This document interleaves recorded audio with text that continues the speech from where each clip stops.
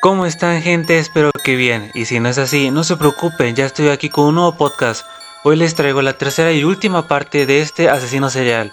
Para la gente de YouTube les invito a pasar a mi canal de Spotify como Pesadillas Nocturnas, donde encontrarán los demás episodios de otros asesinos seriales. Y aquí es donde me despido y ojalá les encante este video. Sin nada más que decir, empecemos.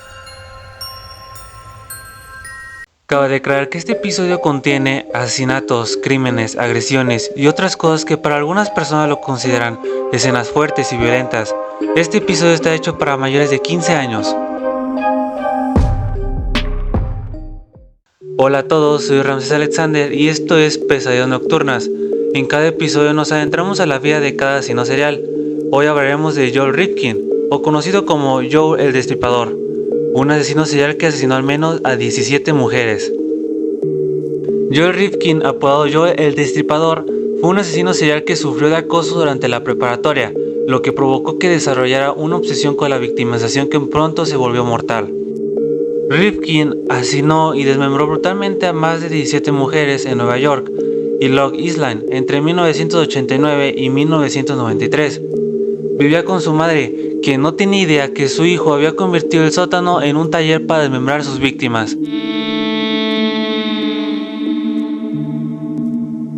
No fue hasta 1993 cuando la policía detuvo a Rifkin por conducir un automóvil sin placas, que se descubrió el espeluznante trabajo que había estado haciendo. Hoy continuaremos donde nos quedamos en el episodio anterior. Un par de semanas después, el 2 de octubre de 1992, Rifkin fue a Manhattan donde recogió a Mary Catherine Williams, de 31 años. Mary Catherine era un caso especial, ya que ella y Rifkin habían estado saliendo. No está claro si la relación era mutua o solo un contrato, pero él parecía conocerla mejor que a June Lee. Mary Catherine era hermosa, de hecho, había sido la reina de la preparatoria y porrista en la universidad. Después se mudó a Nueva York para perseguir una carrera como actriz, pero cuando su carrera se detuvo, cayó en un patrón familiar. Se volvió adicta a la cocaína y comenzó a trabajar como sexo servidora para mantener su vicio. Fue en las calles de Manhattan donde Rifkin conoció a Mary Catherine meses después de asesinarla. Tiempo después, Rifkin diría a las autoridades que Mary Catherine la había pasado muy bien anteriormente, pero el 2 de octubre no iba tan bien como sus citas anteriores. Mary Catherine parecía distraída e incluso angustiada. Cuando Rifkin la vio quedarse dormida en el asiento del pasajero, vinieron a su mente todas las veces en las que las porristas se habían burlado de él en la preparatoria. Rifkin la atacó mientras dormía, estrangulándola hasta arrancarle la vida. Pero esta vez no sintió remordimiento, solo se sintió liberado. El 16 de noviembre de 1992, un mes después de haber asesinado a Mary Catherine, Rifkin atacó de nuevo, esta vez contra Jenny Soto, de 23 años. Jenny se defendió, se quebró las 10 uñas al clavarlas en la cara y el cuello de Rifkin. Más tarde, Rifkin describiría a Soto como la más difícil de matar. Las marcas que dejaron sus uñas eran tan visibles que Joel no volvió a atacar en 15 semanas. Pero las heridas de Rifkin sanaron eventualmente, las físicas al menos, y regresó a Manhattan en el invierno de 1993, justo después de su cumpleaños 34. En febrero y abril de 1993, Rifkin asesinó a Leah Evans, de 28 años, y a Lauren Márquez, de 30 años, ambas drogadictas y trabajadoras sexuales. 6 semanas después, el 24 de junio, Rifkin recogió a Tiffany Brescian, de 22 años. Tiffany era una bella chica sureña de Metairie, Luisiana, quien había ido a Nueva York persiguiendo el sueño de convertirse en bailarina y cantante. Pero en lugar de eso, se hizo adicta a la heroína y comenzó a trabajar en las calles para pagar su vicio. Desafortunadamente para Tiffany, Rifkin había tenido una semana difícil. Había trabajado largas horas y su camioneta se había descompuesto, lo que significaba que debía pedirle el coche prestado a su mamá cuando quería salir. Rifkin le estaba poniendo muchas millas al automóvil de su madre, Esa semana había viajado todos los días a Manhattan para desfogarse con sexo servidoras. Tiffany era la cuarta trabajadora sexual que había contratado en un lapso de 2 días. Y mientras que las 3 sexoservidoras habían logrado sobrevivir a Tiffany, no tuvo tanta suerte. Rifkin aseguró que el sexo con ella fue un poco satisfactorio, por lo que decidió elevar las cosas a un nivel en la que él sabía que podía liberarse. La llevó al lejano estacionamiento de Nueva York Post y la estranguló.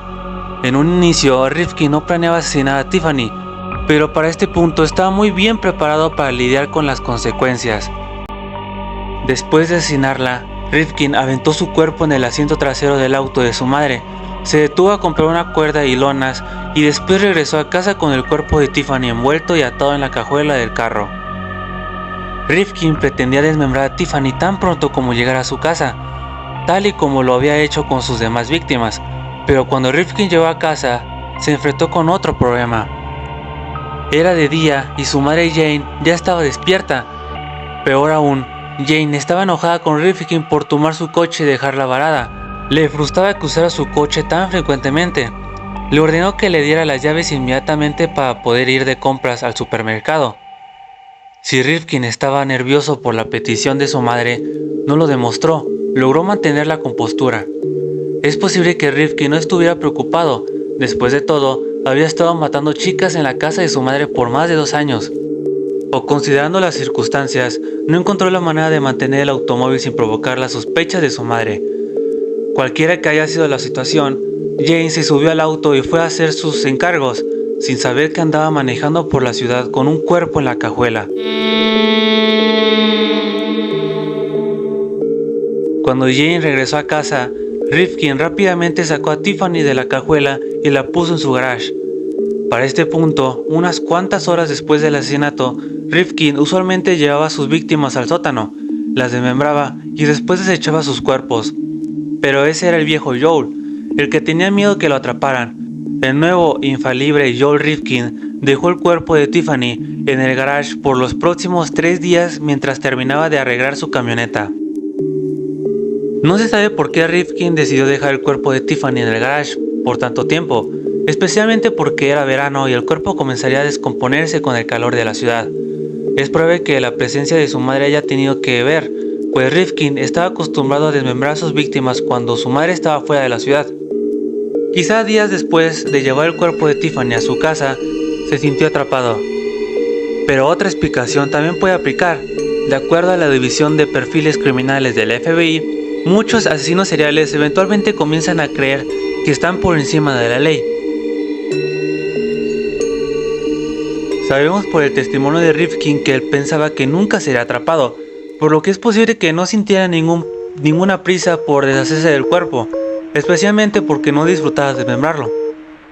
Cualquiera que haya sido la explicación, Rifkin finalmente puso manos a la obra la noche del 28 de junio de 1993, cuando subió el cuerpo desmembrado de Tiffany en la parte trasera de su camioneta y se preparó para desechar los restos. Estaba emocionado cuando llegó a la autopista. Había escondido el cuerpo por 3 días y nadie lo había atrapado. Podría seguir así para siempre, pero como dicen, nada es para siempre, y había vientos de cambios en el aire.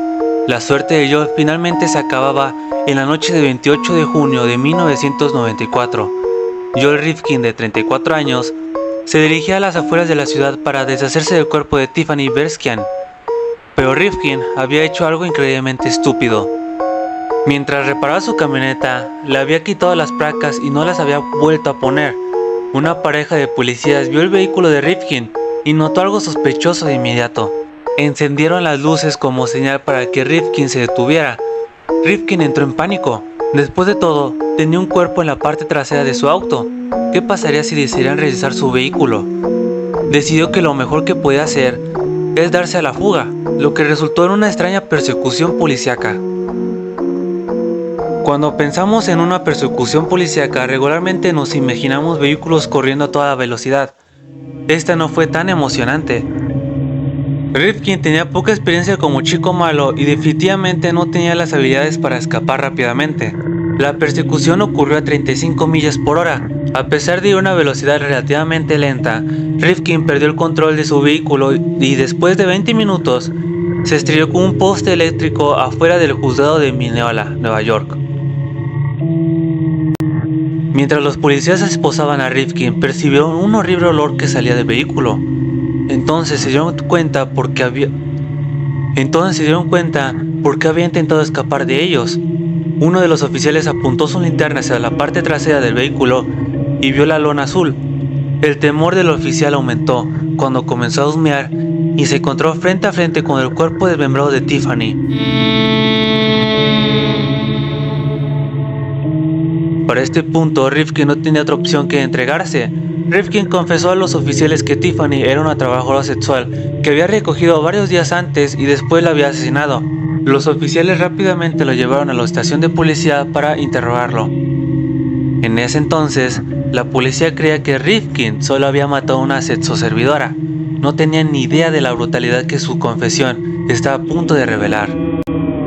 En el recinto policíaco, Rifkin compartió todos los detalles sobre el asesinato de Tiffany y después, ante la sorpresa de los oficiales, Rifkin hizo una detallada confesión de 8 horas sobre los otros 16 asesinatos que había cometido.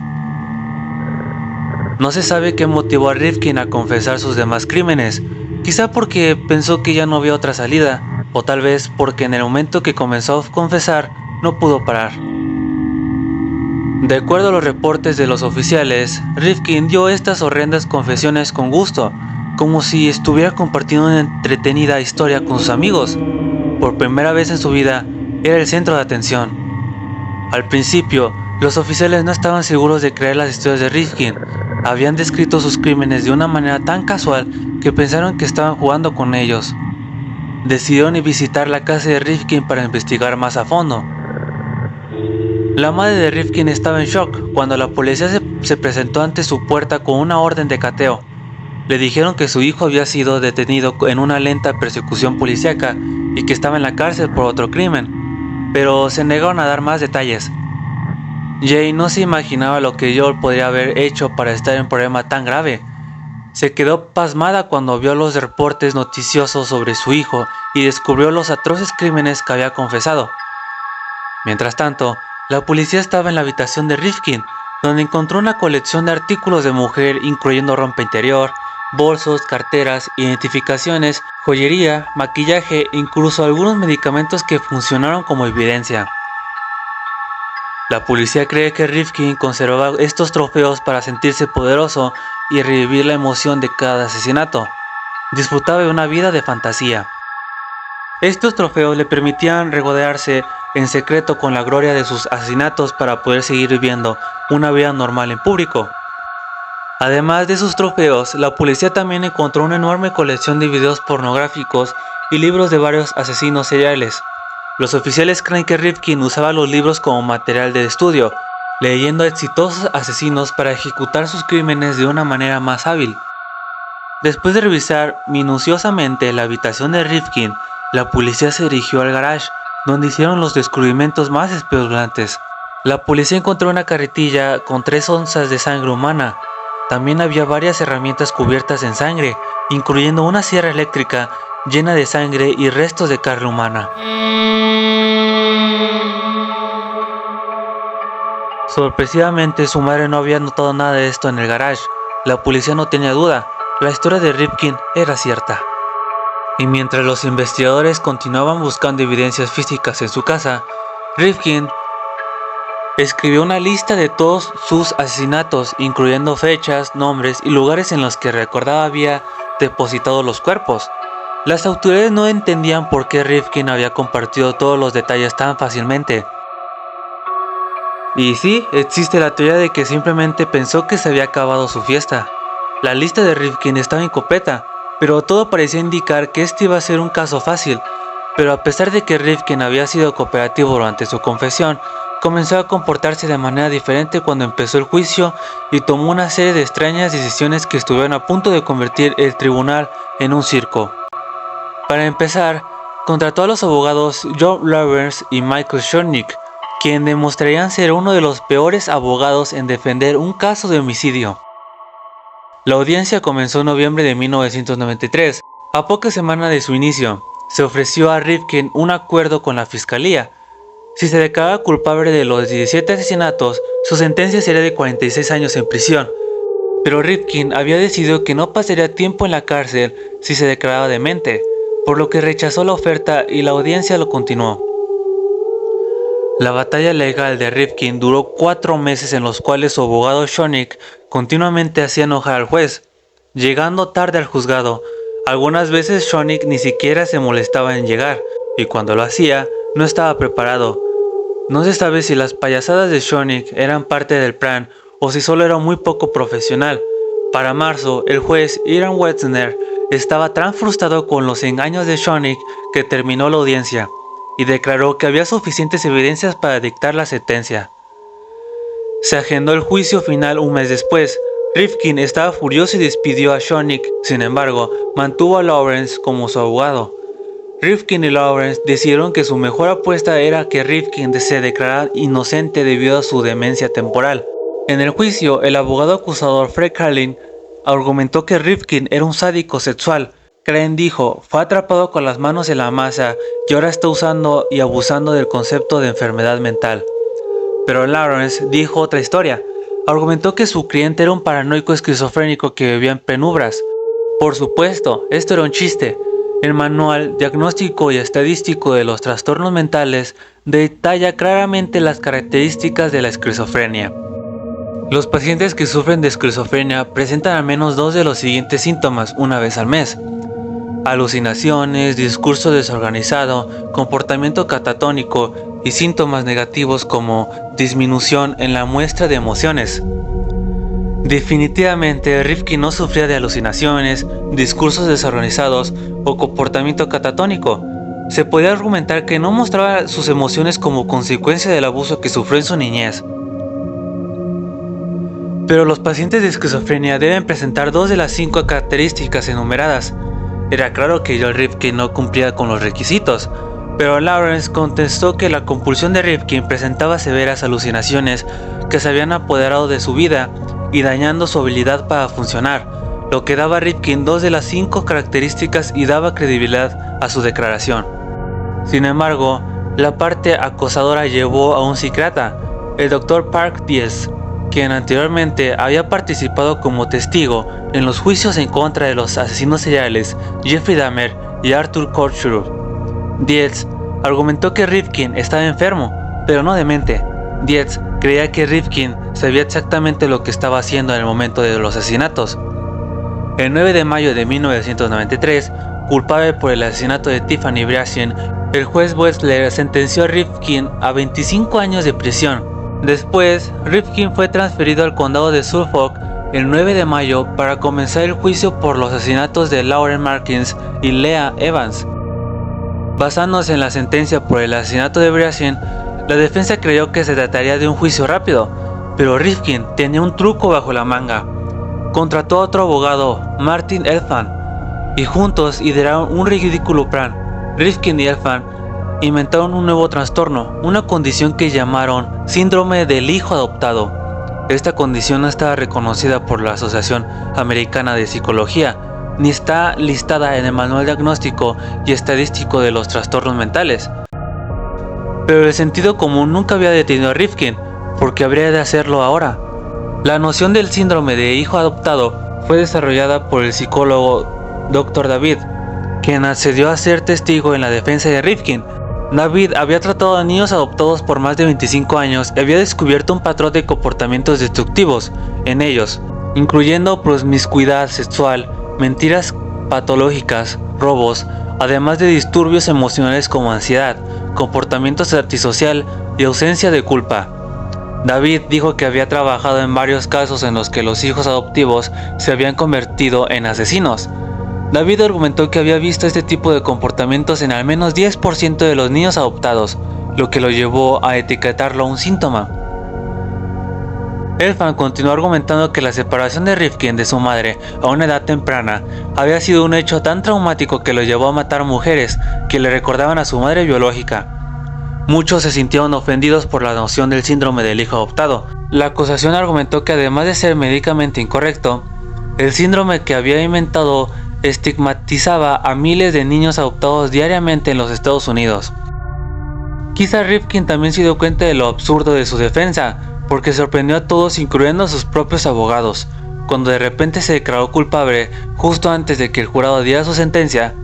El jurado aceptó su declaración y sentenció a Rifkin a 25 años en prisión por cada asesinato. El último juicio de Rifkin fue sobre la muerte de Iris Sánchez. El público estaba preparado para que Rifkin confeccionaría otra defensa absurda, pero Rifkin se declaró culpable e incluso se disculpó por las atrocidades que había cometido. Dijo: Quiero que sepan que siento mucho lo que les he hecho a ustedes y a sus hijas. Iré a mi tumba cargando conmigo las muertes de estas mujeres inocentes. Algunas de ellas eran mis amigas y eran buenas conmigo. Lo que he hecho nunca podrá ser perdonado. Pero les pido que me crean cuando les digo que nunca entenderé la parte de mí que me llevó a hacer estas cosas tan horribles. Finalmente, Joel Rifkin fue convicto por 9 de los 17 asesinatos que dijo haber cometido y recibió una sentencia de 203 años en prisión. Rifkin está actualmente cumpliendo su sentencia y probablemente pasará el resto de su vida en la cárcel. Desde su disculpa inicial, Rifkin ha continuado hablando abiertamente con las autoridades sobre sus crímenes. Parece como si a consecuencia del juicio hubiera aceptado la responsabilidad de sus horrendos actos. Desafortunadamente, eso da poco consuelo a los familiares de sus víctimas, especialmente a los de 8 mujeres cuyos restos fueron tan bien escondidos y que nunca recibieron justicia. Sus cuerpos permanecen en fosas comunes o en barriles de aceite olvidados, oxidándose lentamente en el fondo del río Hudson. Y así es como termina esta tercera parte y última de Joel David Rifkin, o mejor conocido como Joel el Destripador. Recuerden que pueden apoyar este canal siguiéndolo y dejando 5 estrellas para más asesinos seriales. También pueden apoyar siguiendo mi YouTube, TikTok e Instagram como Ramaletskin. Esto es Pesadillas Nocturnas y tengan una linda noche o tal vez una linda pesadilla. It's okay, Lou. Just go to sleep.